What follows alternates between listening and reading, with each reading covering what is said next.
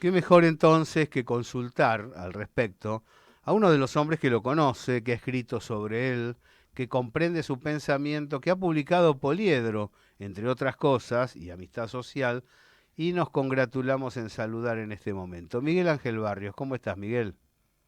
¿Qué tal, querido Gabriel? Y como siempre, una alegría verte siempre joven, vital. Eso ya eh, es y, subjetivo eso.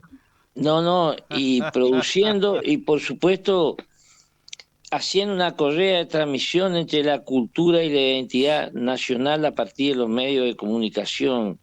Así que agradecido con Radiográfica, con tu programa y con toda tu producción y tu audiencia. Gracias, Miguel.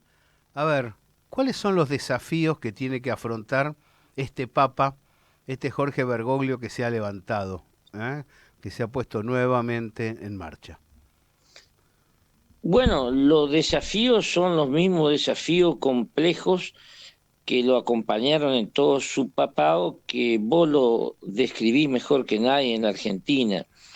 Estamos en un cambio de fase de poder mundial, de un orden unipolar a un mundo multipolar, y en la cual la reacción de ese poder unipolar, como es la reacción de los Estados Unidos, y conduce a una situación de caos que evidentemente esa situación va a reencauzarse hacia la multipolaridad inevitable.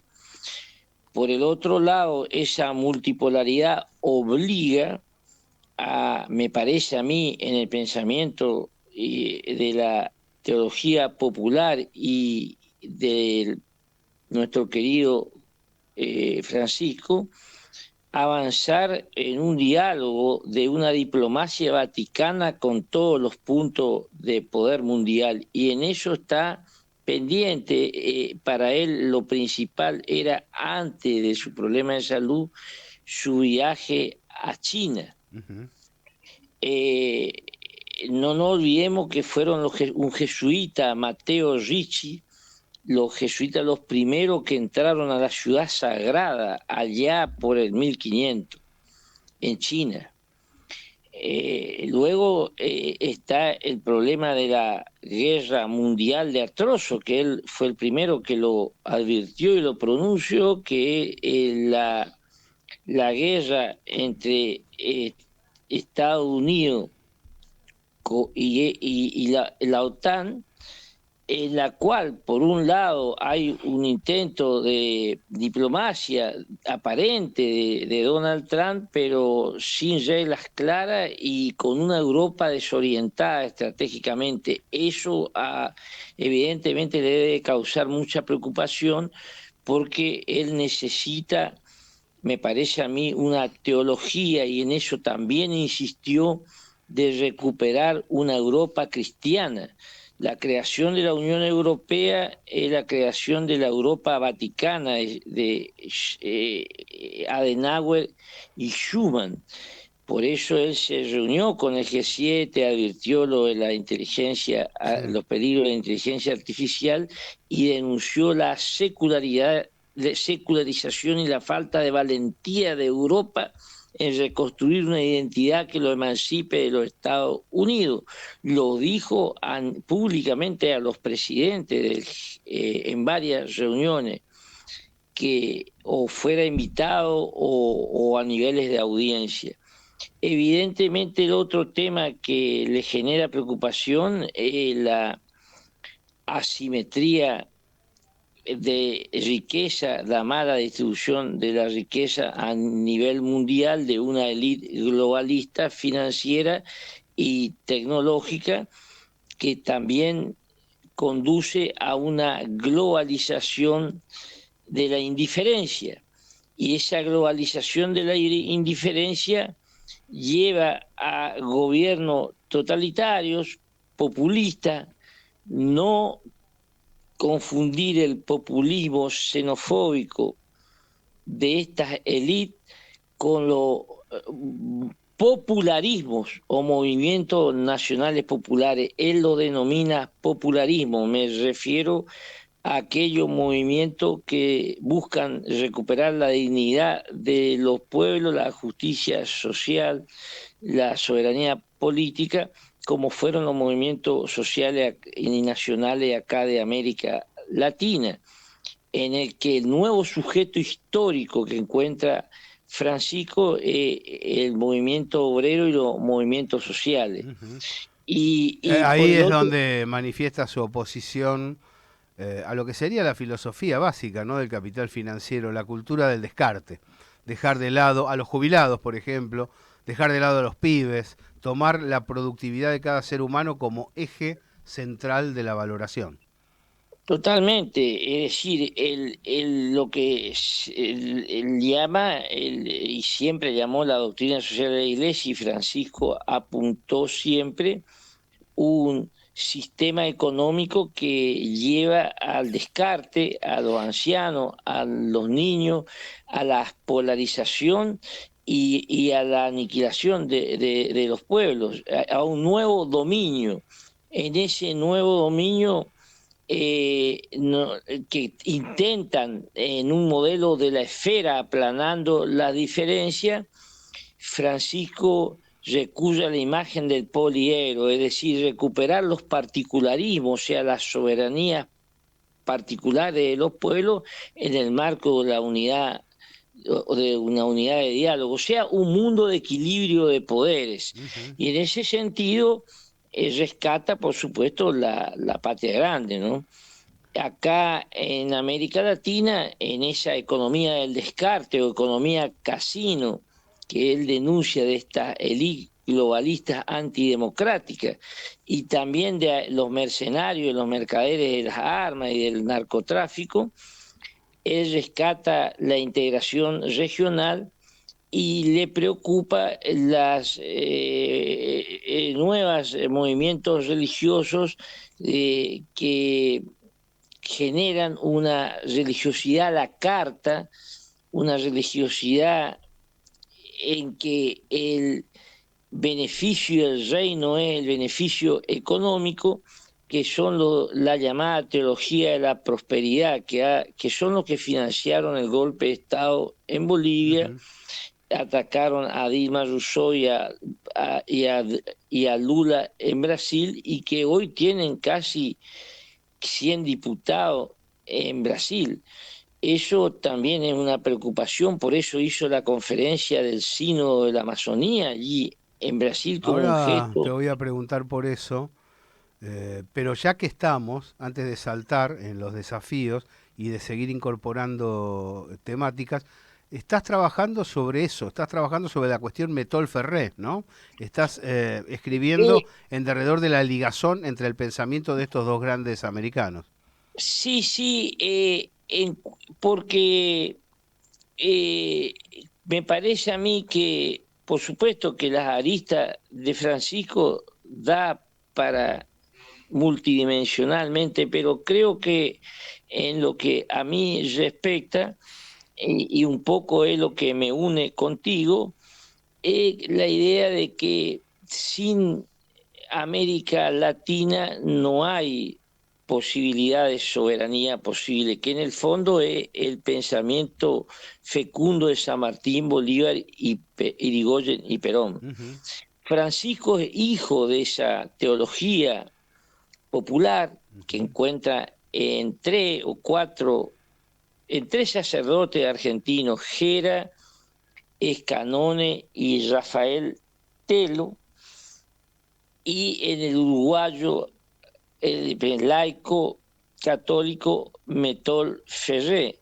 Son los cuatro que diríamos figuras preponderantes de la teología de la cultura o del pueblo, que tiene todo un itinerario muy vinculado al revisionismo histórico y también a una teología que considera que solamente podemos llegar al reino de Dios a través de la liberación de las opresiones culturales, económicas y políticas. Ese Francisco nunca cambió y él lo que innova, me parece a mí, en la teología del poliedro, o sea, transforma una teología latinoamericana en una teología de la Iglesia universal. Ujú.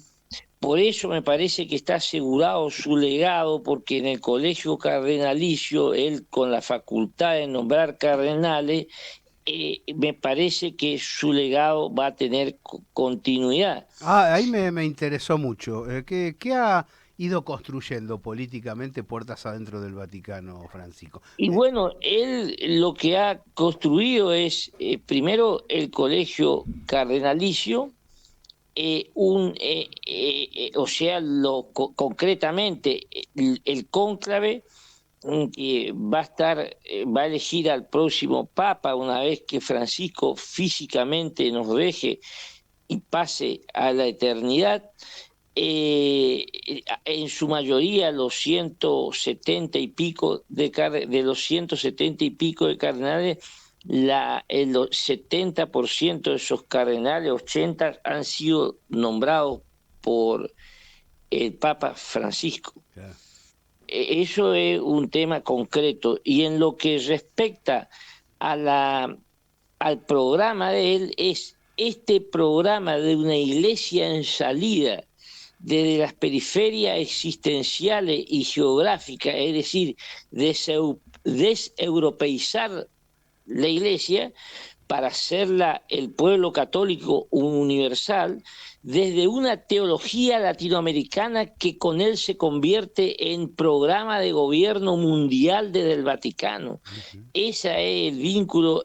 Con Metol era una teología con latinoamericana, y con él y los agregados que él hace, como la ecología y la casa común de Laudato Si, no hay comunidad política sin amistad social, la Fratelli Tutti, Ujú. y la primera, Evangelii Gaudium, evangelizar con alegría en un mundo que ya sus instituciones internacionales no reflejan la nueva realidad mundial, llámese FMI, Organización Mundial de Comercio, Banco Mundial, etcétera, la necesidad de repensar un nuevo mundo, y en ese nuevo mundo recuperar las particularidades de los pueblos del Poliedro.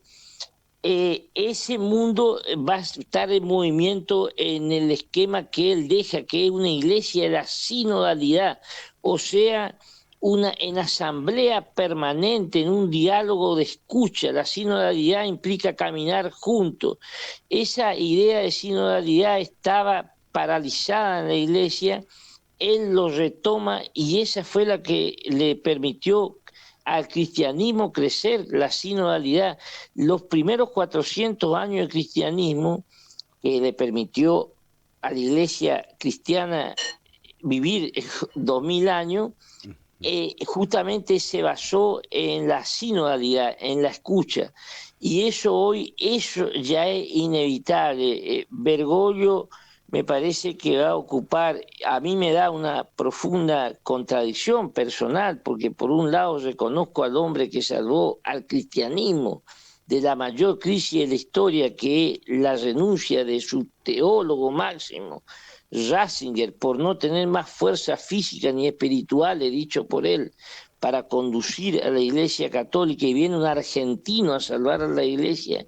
Y por el otro lado, la manipulación, difamación y desinformación de un sector de, de, de baja calaña en la Argentina, que lo atacó y no pudo tal vez cumplir su sueño humano, porque él es un ser humano, de volver a la Argentina en el momento que él quiso, por Vos pequeñeces, te ¿no? escucho con mucha atención y pienso, de todo lo que estamos charlando, al estar analizando la situación del centro europeo, donde nos encontramos con el declive de Alemania, Francia, Gran Bretaña, entre otros, creo que ahí es donde esa herencia tal vez no cuaje, tal vez tengamos el viejo continente perdido por muchas generaciones para la humanidad. Yo lo veo de ese modo, porque los veo muy a la retranca, a diferencia de Eurasia, de África, a diferencia de América Latina, que siempre saca de algún lado garras para poder seguir peleando.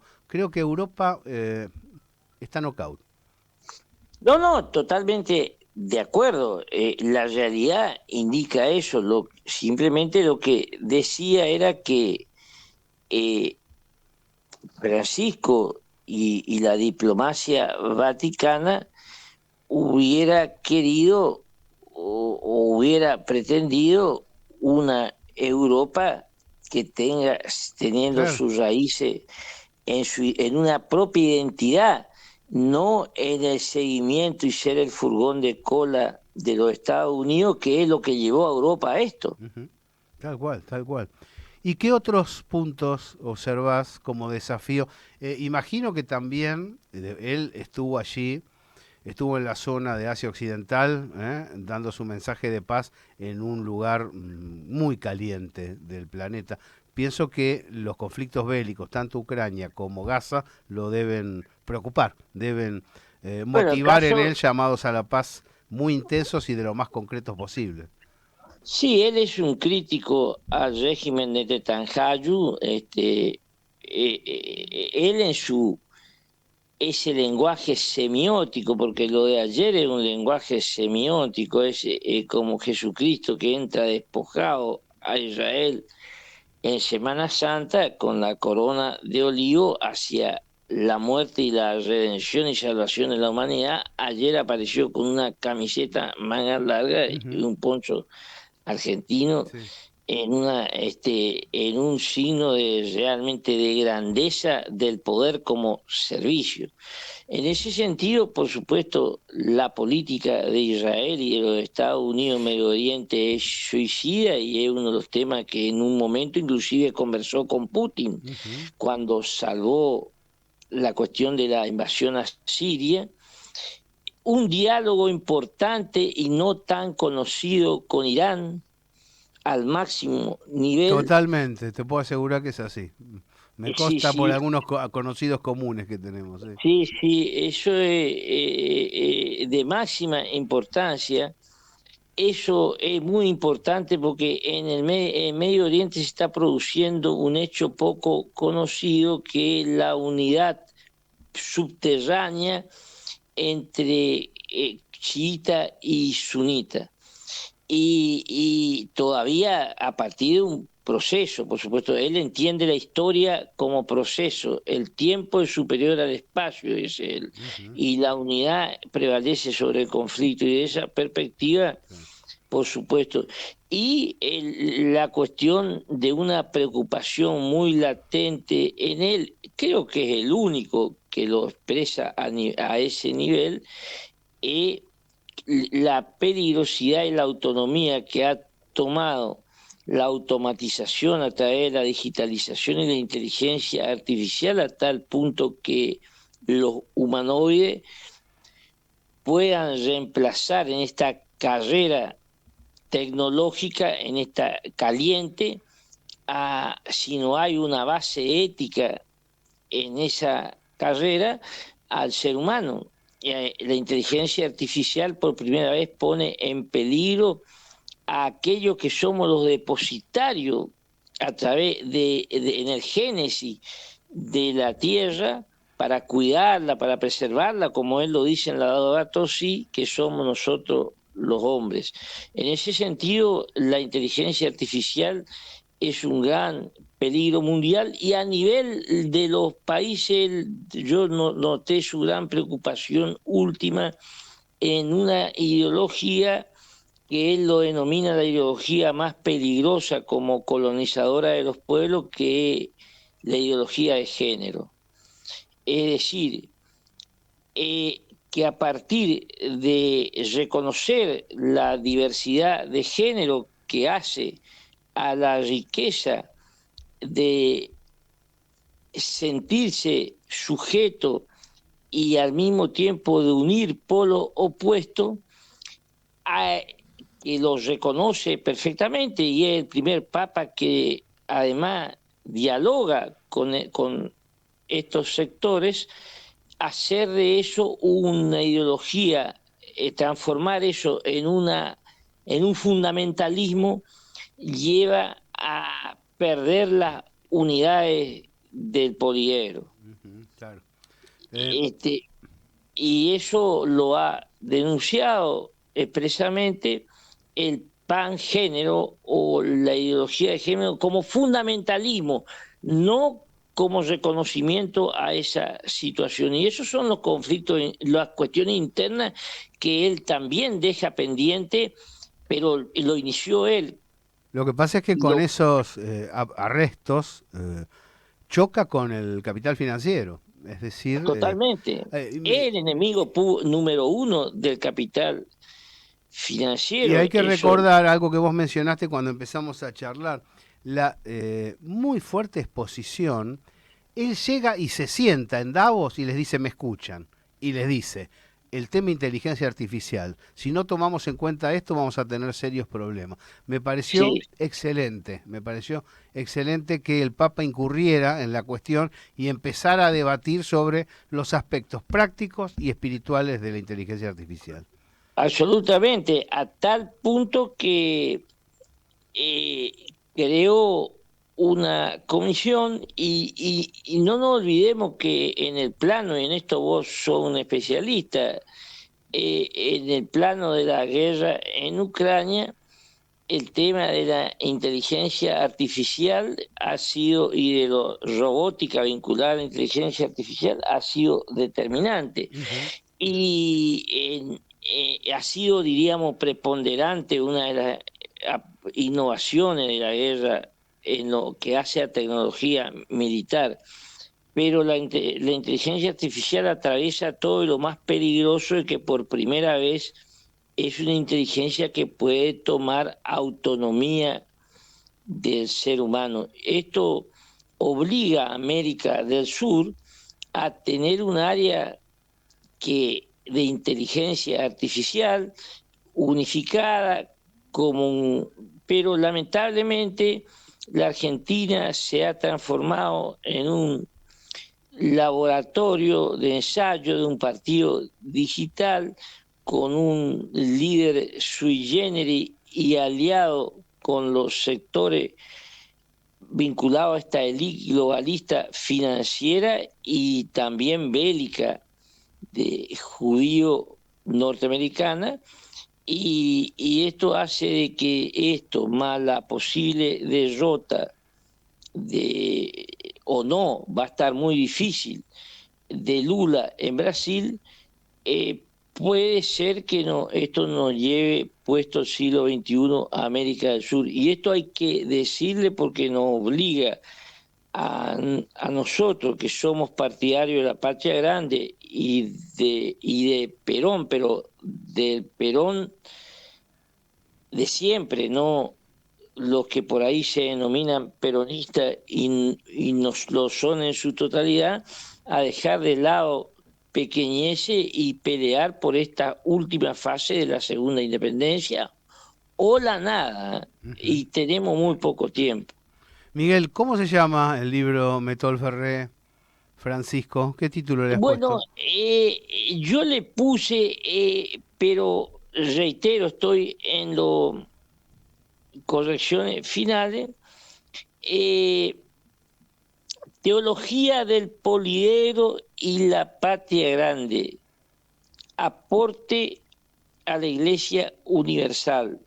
Dos puntos, de Metol Ferré al Papa Francisco, porque me parece que Francisco, al dar un paso más que la teología del pueblo, porque convierte con elementos de la teología del pueblo y elementos propios de Francisco, que es lo que estuvimos hablando en todo este momento, una teología que yo la denomino teología del poliedro, que da la respuesta a esta idea de dominio global de un poder mundial para el descarte.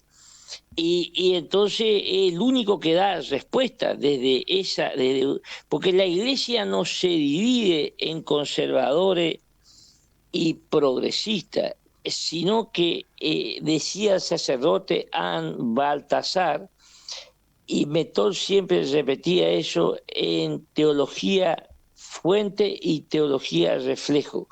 La teología fuente es teología que efectivamente va creando un programa y dando respuestas concretas de la realidad a los problemas nacionales e internacionales.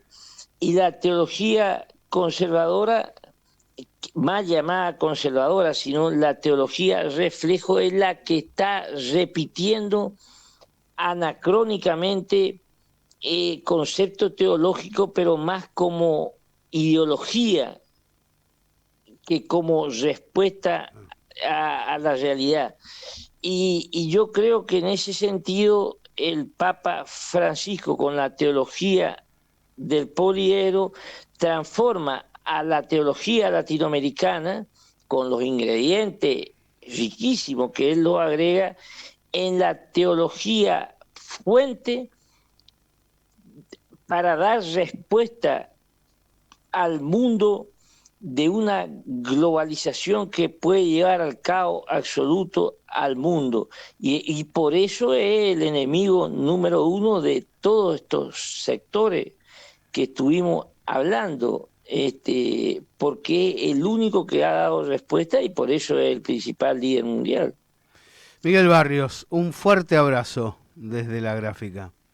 Muchísimas gracias, querido Gabriel, y gracias por siempre esa admiración a nuestro querido Bergoglio Francisco. La Chao. seguimos. Un abrazo. Chao, chao.